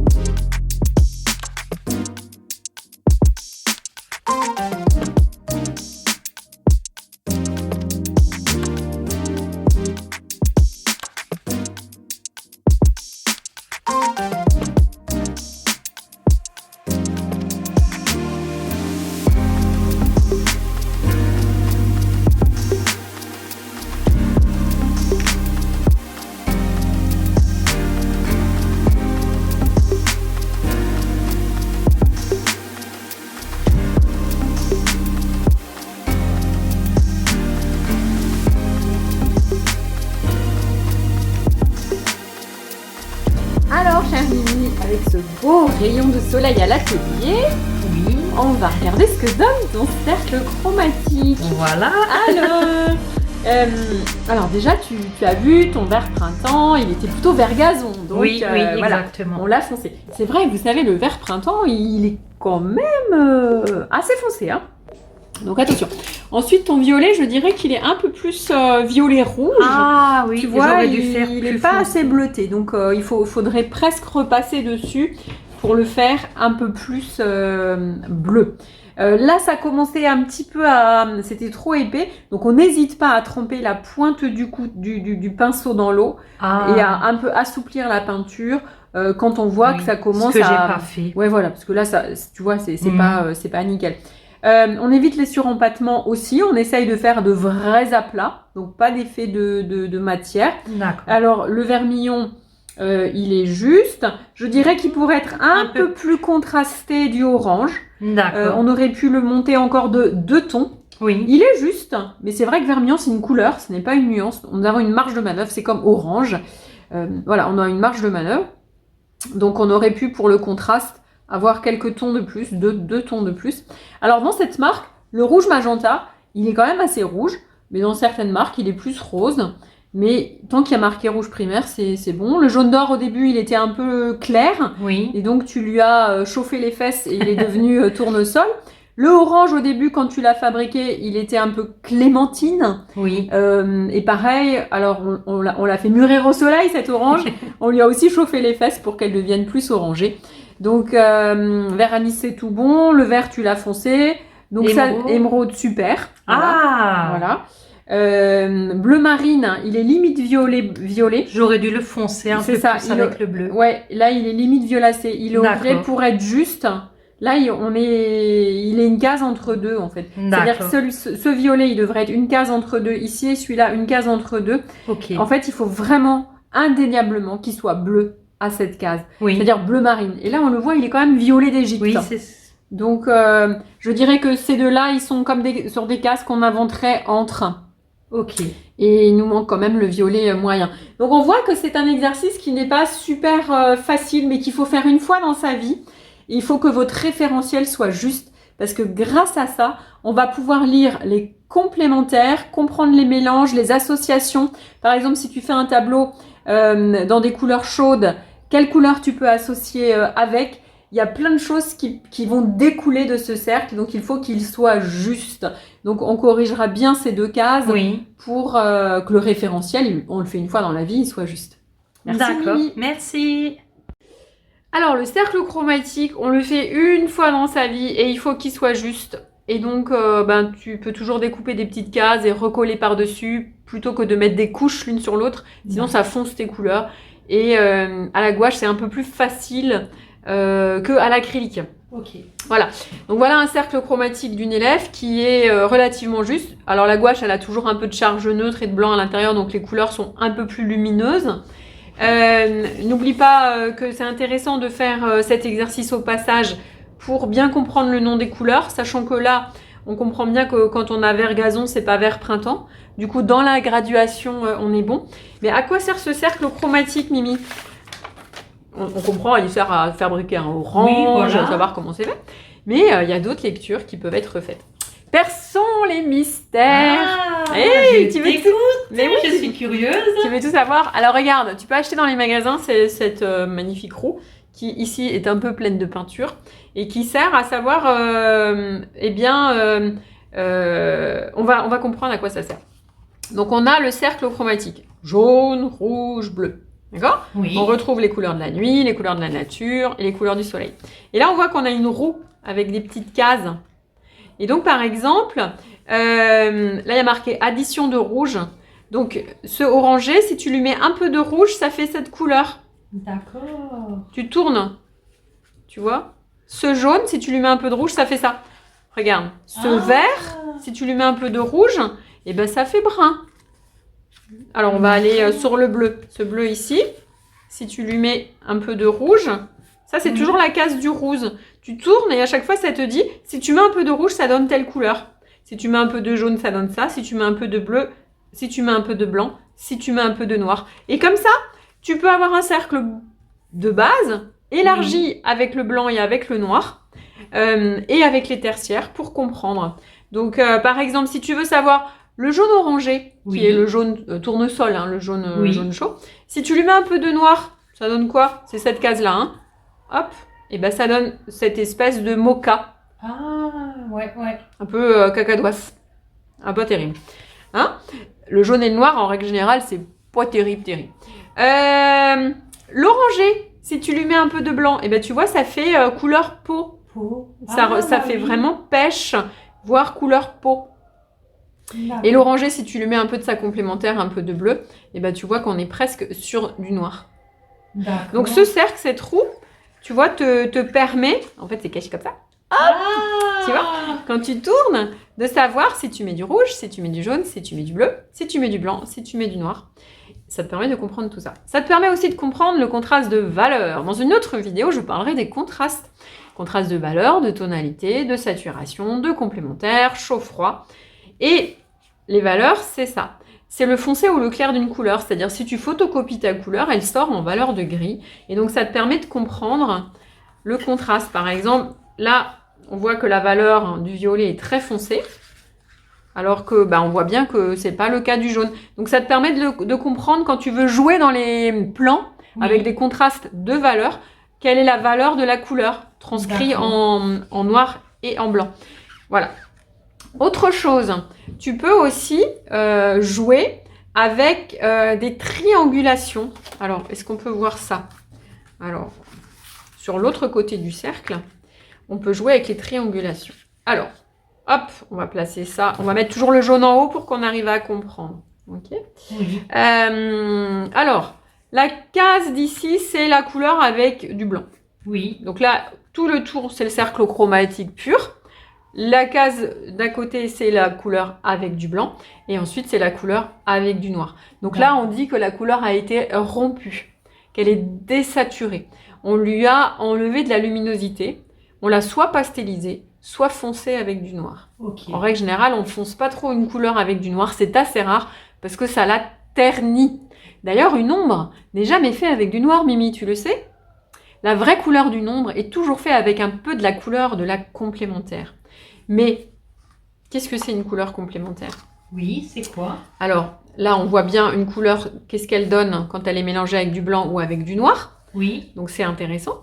Mais une couleur complémentaire, eh bien, c'est grâce à ce cercle que l'on sait c'est quoi une couleur complémentaire. Regarde, Mimi.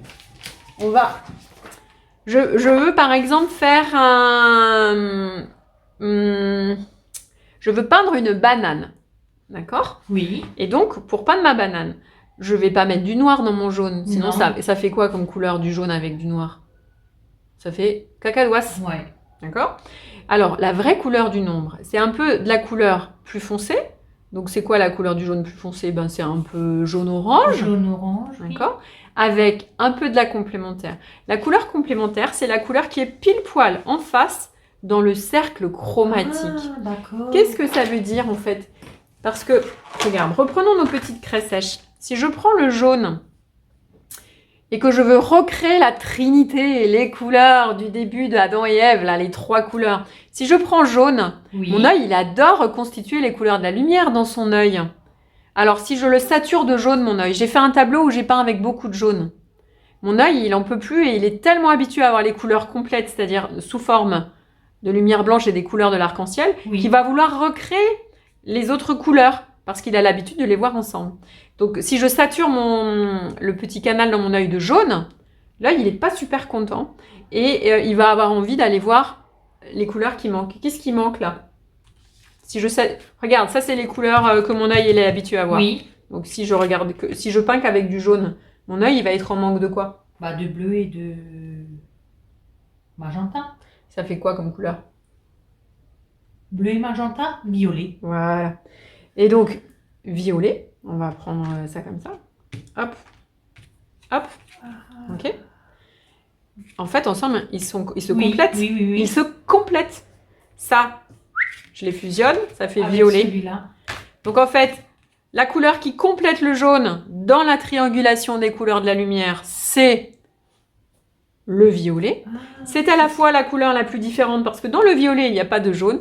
Donc, elles sont à la fois amies et complémentaires et opposées. C'est-à-dire que dans le jaune, il n'y a pas de violet. Donc, c'est vraiment le violet qui va le plus mettre en valeur le jaune dans un tableau. Et la couleur du nombre va être pour un objet. Oui. Alors, un peu de la couleur plus foncée. Donc le tournesol, enfin jaune ou orange, hein, ça dépend de la luminosité et de l'heure qu'il est dans la pièce. D'accord.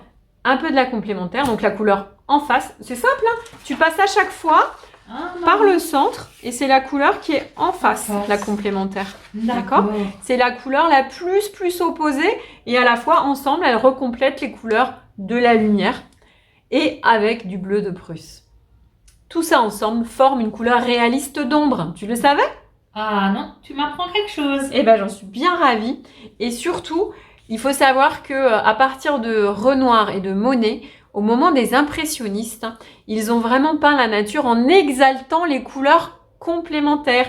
Ça veut dire que Monet, quand il peignait avec un jaune, il mettait un violet. Ensuite, quand les post-impressionnistes sont arrivés en exaltant encore plus les couleurs de la nature, en mettant leurs émotions à l'intérieur, et ben Van Gogh, il te mettait jamais un orange sans qu'il y ait un bleu. Il te mettait jamais un vert sans qu'il y ait un rouge.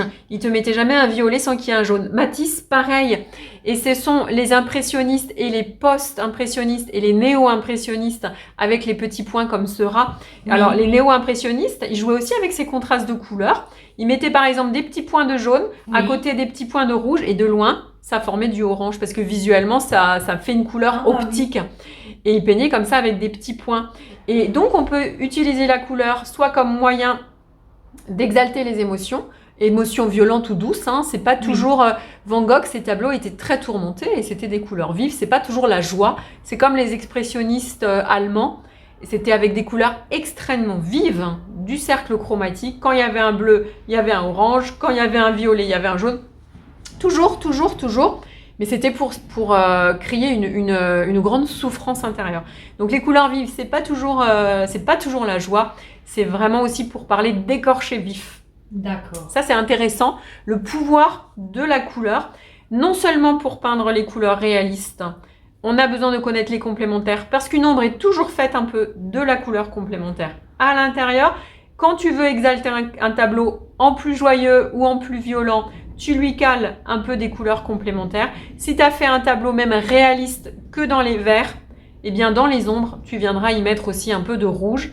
Et si tu as fait, par exemple, un tableau, par exemple, on va parler encore une fois, la montagne Sainte-Victoire. D'accord ? Alors, on va ici prendre des couleurs en version tertiaire, donc en version un peu plus réaliste, un peu plus terne, dans les verts. Dans le tableau, on va lui opposer les couleurs rouges pour réveiller les couleurs. Mais si on les a pris en version tertiaire, celle-ci aussi. Donc ce sera plutôt dans des bruns, des ocres. Et donc c'est important dans un tableau d'équilibrer. Si tu mets une pastel, par exemple violet pastel, la complémentaire ce sera jaune pastel. Sinon c'est d'autres contrastes qui rentrent en œuvre. Et ça c'est très intéressant. Par exemple si ton tableau, tu as fait, on va regarder vers Annie, c'est là. Tu as fait un tableau qui est dans ces couleurs-là. Oui. Et ben tu sais pas quelle couleur Dieu choisir pour ton portrait. Et tout est dans des couleurs assez chaudes. Ici. Hop, tu viens lui faire des yeux vers Anis, la complémentaire, et clac, au moins ça attire l'œil sur l'œil. Voilà, les couleurs complémentaires. On en parlera plus profondément dans une autre vidéo qui sera exclusivement sur les contrastes. En tout cas, ce cercle permet de savoir quelle couleur peindre avec l'autre. Tu peux aussi faire des triangulations. Par exemple, tac, tac, tac. Tu vois, jouer en des triangles et savoir, tiens, si je peins avec ça, tu vois, je prends un triangle que je bouge et je sais quelle couleur associer ensemble. Des fois, on ne sait pas trop, on n'a pas un premier plan et on ne sait pas quelle couleur mettre dans le fond. Alors, si on a mis par exemple ça en couleur du premier plan, alors soit tu prends en face, dans le fond, tu vas par exemple mettre ça, ou alors tu ouvres et tu fais une sorte de triangle. Donc, tu poses ton triangle. Et dans le fond, tu peux mettre un petit peu de ça et ça. Soit en triangle, soit en opposé. Ça t'aide à associer tes couleurs. C'est intéressant, hein ? Ah oui, c'est très très intéressant. Donc ce cercle, il sert vraiment à beaucoup de choses. Et je vais vous montrer. Hop là, regardez. Le cercle, de mon grand-père le jour où il m'a appris les couleurs, parce que je ne l'ai pas appris à l'école. Malheureusement, c'est quelque chose de trop classique, trop ancien. C'est très rare les profs qui les apprennent à l'école. Mon grand-père était prof d'art plastique et un jour, il m'a appris à l'aquarelle, primaire, secondaire. Et donc ça, c'était en 1990. Voilà le premier cercle chromatique avec mon grand-père. Et j'y tiens beaucoup. Donc, on a vu les primaires, on a vu les secondaires. Ce sont les couleurs de la vie, de la joie. C'est top quand on met une couleur d'y mettre un peu de sa complémentaire. On a compris aussi qu'on peut les pastelliser en les mélangeant avec du blanc. On peut les rompre également en les mélangeant avec du noir. Dans une autre vidéo, on parlera des contrastes. Et maintenant, on va parler des tertiaires. Donc les tertiaires, c'est quand on mélange ensemble les complémentaires. Pas quand on les pose propres côte à côte, mais vraiment quand elles fusionnent. Alors, là, on a vu deux primaires, enfin, là, c'est deux primaires qui se mélangent ensemble, qui forment des secondaires. C'est lumineux. Mais lorsque l'on mélange les complémentaires, donc les couleurs qui s'opposent dans le cercle chromatique, on obtient des bruns, des taupes, des kakis, des ocres et même le noir trichrome. Alors pour ça, on a un exercice qui est super. Je vous ai fait un petit triangle, un triangle des tertiaires. Celui-là, c'est même une version simplifiée si tu n'as pas envie de faire les 6. Donc, c'est les complémentaires qui sont dégradés. Et donc, grâce à ce triangle des tertiaires, alors je vais le mettre en version vierge sur le groupe. Vous pouvez l'imprimer. Vous posez vos couleurs primaires et vous essayez de créer un noir trichrome. Donc, vous mélangez visuellement autant de jaune, de rouge que de bleu. Alors, vous allez voir, c'est pas facile. Et dès que tu tombes dans une tendance, par exemple, c'est trop violacé, pour le rendre noir, tu dois y mettre un peu de la complémentaire. Donc, si c'est un peu trop violacé, tu y mets une pointe de jaune. Si c'est un peu trop vert, tu y mets une pointe de rouge, mais genre cure-dent, ça bascule vite. Si c'est un petit peu trop rouge, tu y mets une pointe de vert. Enfin, tu vois, tu gères. Si c'est un peu trop marron, tu y mets une pointe de bleu. Et comme ça, tu le neutralises jusqu'à obtenir le noir trichrome. Hop, le noir trichrome se posera au milieu. Et alors, tu sais, Mimi, que ce noir trichrome, 3 couleurs, quand tu le mélanges avec du blanc, ça fait quoi comme couleur? Je dirais du gris, mais je suis pas certaine. Alors, non, parce qu'au fait, gris, c'est vraiment noir et blanc. Noir et blanc. Là, c'est un gris coloré. Hein. Donc, en fait, il a une couleur que tout le monde connaît, mais on ne se douterait pas qu'elle se cache là. C'est couleur taupe.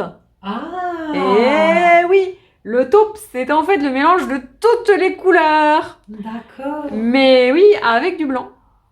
Et qui l'eût cru? Alors, j'aimerais bien aussi à la maison que vous appreniez à faire un ocre, un kaki et un bordeaux. Pour ça, il y a une recette. Je vais vous le dire parce que c'est pas facile. Pour faire de l'ocre, tu dois déjà partir impérativement. Tu dois partir. On va revenir ici. Hop. La recette pour faire de l'ocre, c'est que tu pars d'un jaune d'or maximum d'un tournesol. D'accord. Dans lequel tu vas mettre une eau sale bleue. Donc, c'est même moins qu'une tête de cure-dent de bleu.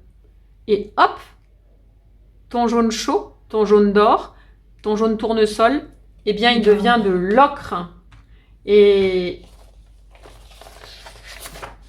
c'est ça de l'ocre. C'est vraiment la couleur du désert, la couleur du sable. Oui. D'accord? D'accord. Et si tu pars d'un clémentine, c'est déjà fichu. Tu auras déjà un ocre chamois ou un terre de sienne. Attention. Kaki. Alors, kaki, c'est mélange de rouge et de vert. Donc, pour ça, eh ben, en fait, alors attends, on va reprendre kaki. Il faut impérativement partir d'un vert printemps. Dans lequel tu mets une moyenne dose, une tête de cure-dent un peu plus généreuse de rouge. Si tu obtiens du brun, c'est que tu as mis trop de rouge. D'accord. Et tu obtiendras du kaki. Kaki étant une couleur, tu as plein de nuances possibles pour arriver à ta fin. Le plus dur, c'est le bordeaux. Le bordeaux, couleur du vin. Pour ça, alors c'est un petit peu un terreau, mais c'est très intéressant. Tu pars bien d'un framboise, pas d'un prune. Donc c'est vraiment magenta avec une pointe de cyan, à peine que moins. Donc tu vois, c'est d'un framboise. Hein. Sinon, ton vin, il n'a pas l'air comestible. Un framboise dans lequel tu mets une tête de cure-dent de jaune. Et hop, tu obtiens du Bordeaux. Et ça, c'est super intéressant à faire. Donc, je vous propose dans cette vidéo d'apprendre à peindre les primaires, les secondaires, de reconnaître les noms des couleurs, de ne pas vous tromper entre un vert printemps, un vert pomme, un vert anis, etc. De bien reconnaître les primaires, d'apprendre à faire des tertiaires et même, si vous vous en sentez le courage, de faire ce dégradé pour comprendre « Waouh, j'arrive à créer tout seul un terre de sienne, j'arrive à créer toute seule un terre d'ombre brûlée, waouh, j'arrive à créer toute seule un Bordeaux, etc. etc. » C'est magique de créer ces couleurs. Partez bien à chaque fois des bonnes primaires qui ont créé des bonnes secondaires et vous aurez des belles tertiaires. Et voilà!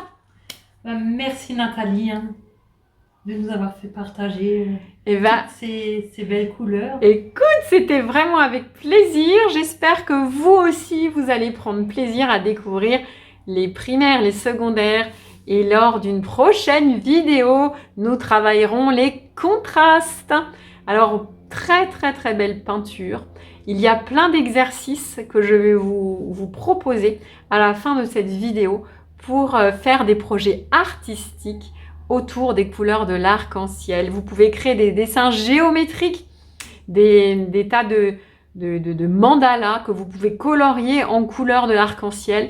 Et toute cette théorie des couleurs peut finalement faire de très beaux tableaux. Vous aurez des idées à la fin de la vidéo. Les tertiaires, tu peux faire la version courte ou la version longue pour apprendre à mélanger les complémentaires. Donc, ce sont les couleurs qui s'opposent dans le cercle chromatique. Et en fait, c'est chouette parce que ça te permet d'apprendre comment faire des brins. Alors, on va voir au niveau des tertiaires, c'est les couleurs de l'automne, les couleurs désaturées, rompues. Elles sont parfois ternes. On les aime bien quand on les veut, mais quand elles arrivent par hasard parce qu'on a une eau sale, un pinceau sale ou un mélange foireux, ça ternit vachement la peinture. Alors, je voudrais voir avec vous le nom des couleurs. Par exemple, un ocre. Bon, vous savez ce que c'est un ocre? C'est cette couleur du désert. Eh bien, l'ocre, c'est du jaune d'or avec une toute petite goutte de bleu. Mais alors, quand je dis une goutte, c'est une tête de cure-dent. Parce que sinon, ça fait tout de suite le vert provençal. Donc, il faut vraiment en mettre pas beaucoup pour obtenir de l'ocre. Du jaune d'or, le jaune tournesol, avec une goutte de bleu. Ça, c'est vraiment les tertiaires les plus connus. Ocre. Maintenant, terre de sienne. Alors, terre de sienne, c'est un brun qui est très connu également, que tu peux acheter tout fait, mais sache que si tu as les primaires, tu peux le fabriquer. Terre de sienne, c'est du vermillon avec une petite goutte de vert sapin. Et tu obtiens terre de sienne. Donc, c'est un brin très chaud. Ensuite, donc là, je vous ai sorti les 4 tertiaires les plus connus, celles qu'on utilise beaucoup, les bruns. Alors, terre d'ombre brûlée. Terre d'ombre brûlée. Alors, terre d'ombre brûlée, ça pourrait être... ça pourrait être... ça peut être ça. Terre d'ombre brûlée. C'est donc toujours du vermillon avec du vert sapin ou vert émeraude à l'intérieur, mais vraiment à part égale, visuellement. D'accord? Terre d'ombre brûlée. Un autre qu'on utilise aussi, peut-être vous connaissez, terre d'ombre naturelle. Tout ça, c'est des pigments à base de terre, en fait. C'est vrai que les tertiaires reprennent beaucoup les couleurs de la nature, en fait. Terre d'ombre naturelle. Alors, c'est plus... c'est moins. Je vais faire une phrase. C'est un peu moins lumineux, tu vois. Alors, on sera plus par ici. C'est du orange avec du bleu cyan, mais à part égale visuellement. Donc, c'est intéressant de savoir comment on fabrique tous ces brins, parce que si tu les as pas à la maison, et ben, tu sais maintenant comment les fabriquer. Donc, soit tu fais la version courte sur 3 lignes, soit sur les 6 lignes. Et le plus difficile, c'est de monter de 3 tons en 3 tons. Vous allez voir, des fois, on a tendance à en mettre trop. Et puis, il faut pas des fois mettre trop d'eau, des fois mettre 2 couches parce que ça fonce les couleurs. Donc, attention d'avoir une certaine régularité dans vos aplats. Ça, c'est vraiment très intéressant. Et le noir trichrome, je rappelle, le noir trichrome, c'est du jaune avec du violet, grosso modo. Hein. Mais surtout, si tu mets du blanc, ça fait du taupe. Donc ça, c'est très intéressant pour avoir un gris coloré, extrêmement intéressant. Voilà, voilà, voilà. Bon, vous savez, il existe beaucoup de couleurs, hein, beaucoup, beaucoup. Dans une autre vidéo, on approfondira un petit peu le nom des couleurs pour qu'on s'en sorte. Mais par exemple, quand on vous dit j'aime le rouge, j'aime pas le bleu, etc. Quel rouge, quel bleu, ou quand on vous parle de mélange, c'est très important de toujours, quand on est peintre, mettre le petit nom derrière la couleur, c'est-à-dire trouver la nuance. Par exemple, là, j'ai juste mis, on va dire du rouge, du bleu et du jaune, et on voit qu'il en existe beaucoup. Alors, allons visiter un petit peu les petits noms et voir lesquels sont les primaires. Alors ça, c'est un rouge fluo. Il couvre pas. Il est très beau. Il faut vraiment le poser sur du blanc et il couvre pas. Ça, c'est le magenta de quinacridone. Donc ça, c'est vraiment le rose primaire, le rouge primaire, puisqu'on l'a vu, le rouge primaire est rose. Ensuite, on a le rouge de cadmium moyen, qui est un genre de vermillon. Puis on a le carmin. Et puis on a le carmin qui est un peu plus foncé. Alors on va appeler ça soit lac de Garance, soit carmin. Ça dépend si c'est chimique. Ça, on le verra dans une autre vidéo. Et là, on a du carmin d'alizarine. On a même aussi du violet de Bayeux qui permet d'avoir du prune. Mais là, on est déjà dans les secondaires. Mais rien que dans les rouges, déjà, on a beaucoup de choix. Pour les bleus, pareil. On peut avoir bleu de Prusse, le bleu primaire, le bleu de cobalt, le bleu ultramarine, le turquoise. D'ailleurs, turquoise est une couleur. Il existe des turquoises bleus et des turquoises verts. Ça, c'est plutôt un turquoise vert, d'ailleurs.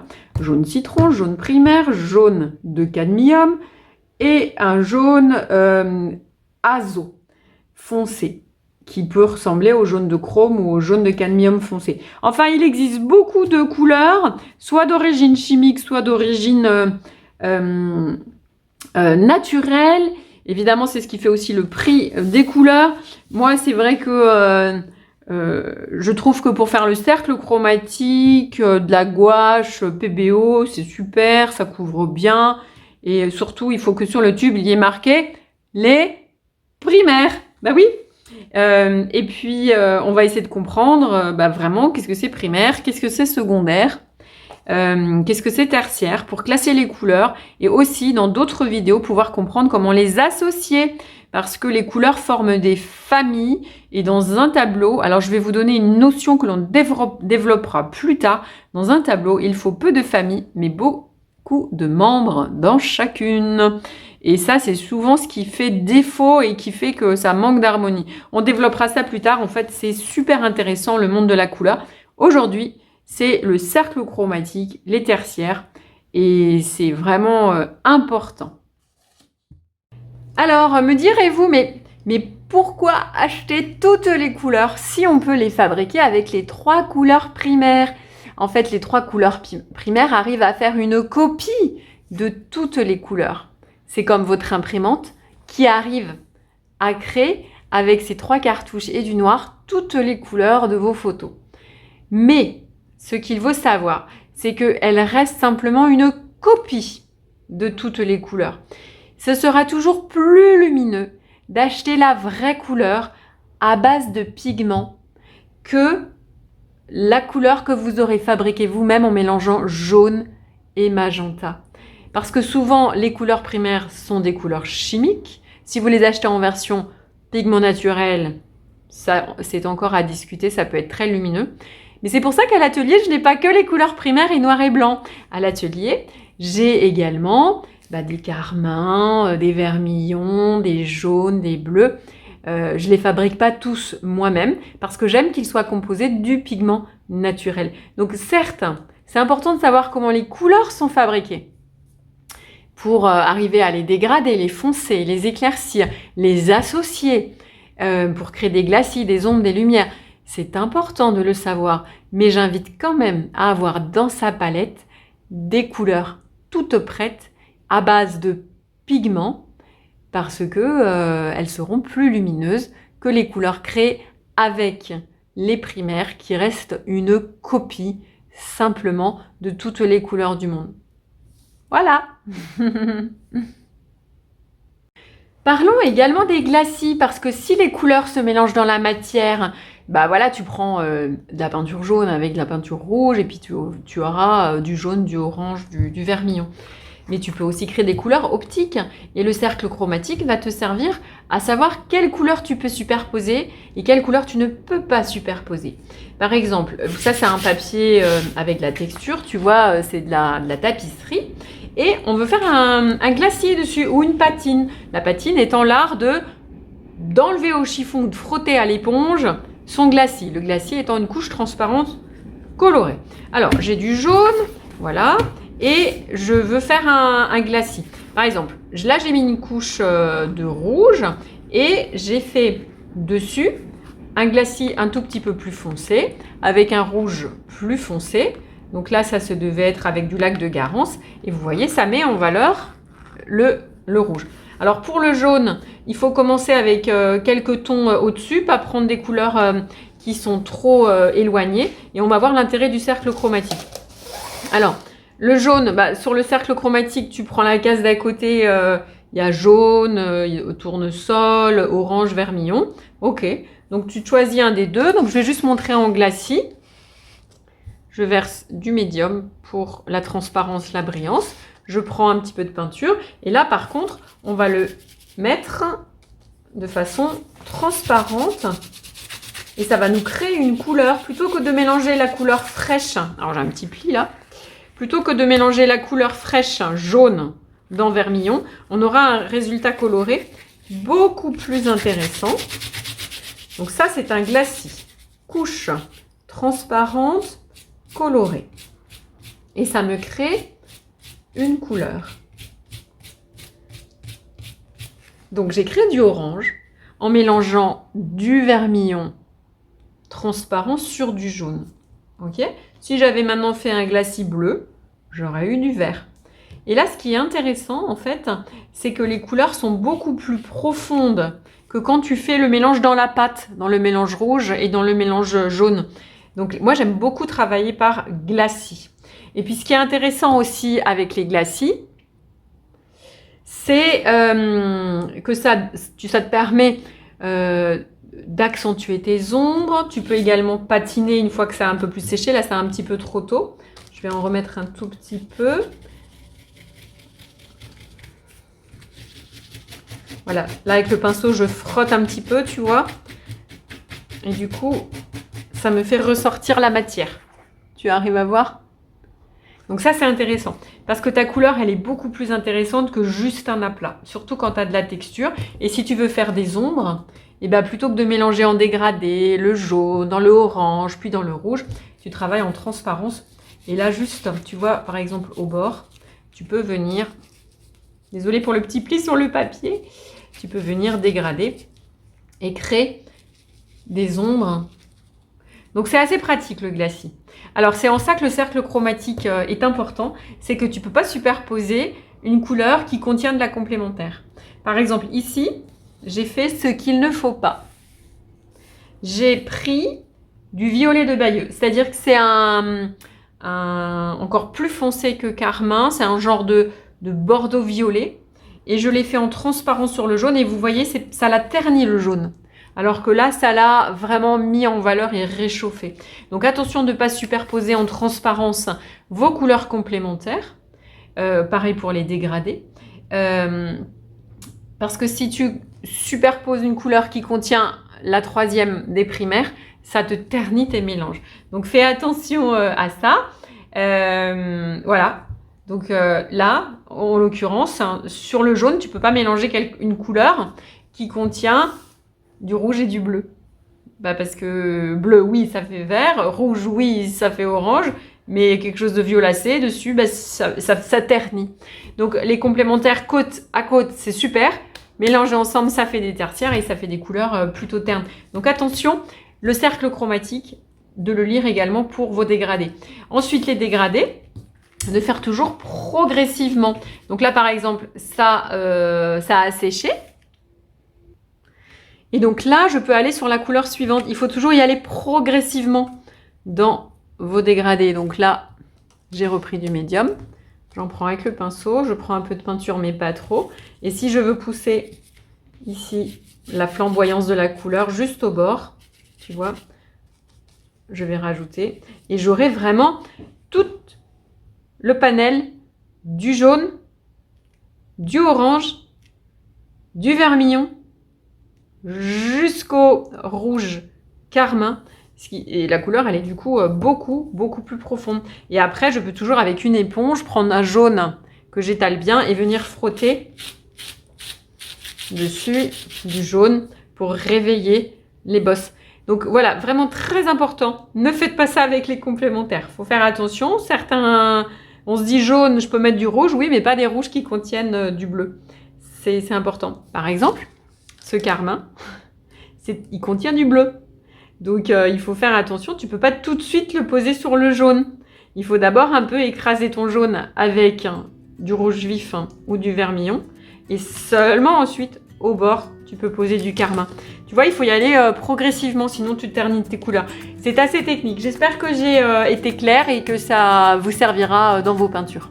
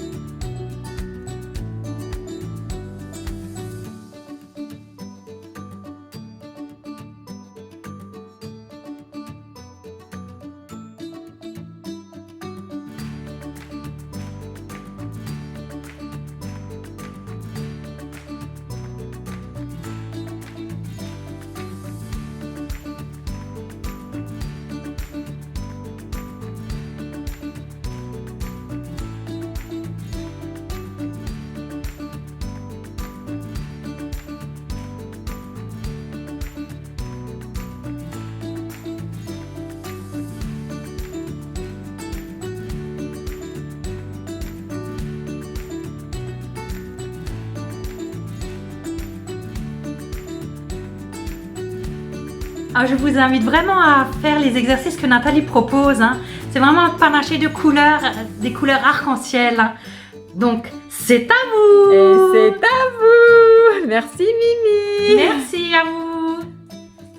Et voilà, c'est terminé. J'espère que ça vous a plu. Alors, c'est passionnant le monde de la couleur. Dans une prochaine vidéo, on verra un peu plus en détail les contrastes de couleurs et puis aussi les pigments, parce que l'aventure des pigments au niveau de l'histoire de l'art, c'est passionnant. L'origine des pigments, comment faire sa peinture soi-même et tout ça. Donc il y a encore plein d'autres chapitres à voir. Donc moi je vous dis à vos cercles chromatiques et belle création multicouleur. Merci de m'avoir suivi. Salut.